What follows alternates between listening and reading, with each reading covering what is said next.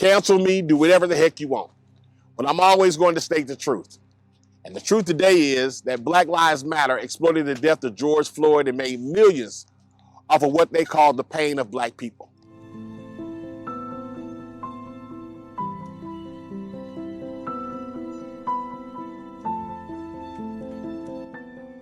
Can you believe it? I'm still here, living inside this tent for 100 days, from November the 20th to February 28th, bringing to you the issues and awareness that you need to know about the violence on the south side of Chicago, but also to raise as much money as we possibly can to build a community center on this much-needed block called O Block.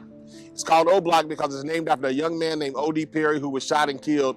The gangs took the O in his name and started calling it O Block. We decided we're going to keep the O, but we're going to change it to Opportunity Block. I want to thank Fox and Network for giving me the opportunity every day to bring you the Rooftop Revelations, where I share with you my thoughts, viewpoints, and opinions. Cancel me, do whatever the heck you want. But I'm always going to state the truth. And the truth today is that Black Lives Matter exploited the death of George Floyd and made millions off of what they call the pain of black people.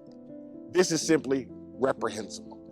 I just read the Washington Examiner report that said millions are unaccounted for. After all, the three original Black Lives Matter leaders have currently resigned. The amount given was 60 million. 60 million, I believe, is probably far more.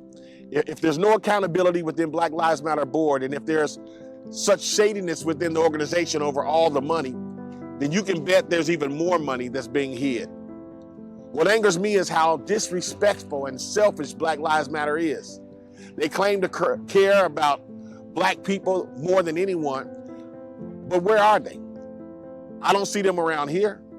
Believe me, we got plenty of work around here to do, and we would have no problem putting them to work. If Black Lives Matter really matters, then why aren't they here? Do they not see the same weekly headlines that we all see?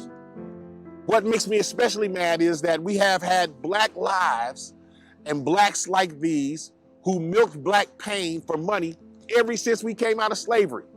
We call them trickster figures. When Booker T. Washington wrote these words over 100 years ago, he was describing to me BLM today. He says, and I quote, "There's a class of colored people who make a business of keeping the troubles, the wrongs, and the hardships of the Negro race before the public.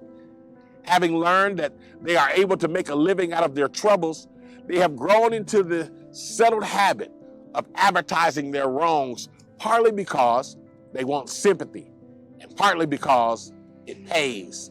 Some of these people do not want the Negro to lose his grievances because they do not want to lose their jobs. Let me repeat. Some of these people do not want the Negro to lose his grievances. Let that sink in, folks.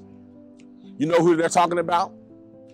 The folks right here in these streets. They want these folks to stay beaten down and downtrodden. They want to hold up the very people whose lives that they're trying to improve for the last 20 years. And they want to hold these people up to Americans and say, see how bad you treat us? Give us money. That's what Black Lives Matter does. While buying houses for themselves all over America and headquarters in Canada. The article even said that Black Lives Matter folks dropped nearly $26,000 for meetings at a Malibu resort. Dang, it hurts me even to say the word Malibu as much as I'm freezing out here in Chicago, trying to raise awareness for the real problems that my people are going through. It shames me to see brothers and sisters exploiting our pain. It truly does. Let that be a dark mark on the heads of BLM. The jig is up. Meanwhile, the work continues here every day. We continue to mentor, we continue to counsel, we continue to offer pathways to opportunities, and we will never stop doing what we are called to do because that's what we have to do.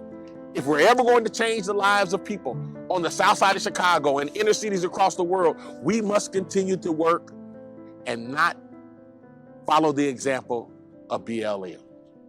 Well, as I always say, these are just my thoughts, viewpoints, and opinions. Thank you for tuning in to Rooftop Revelations. God bless you, God bless America, and until tomorrow, peace.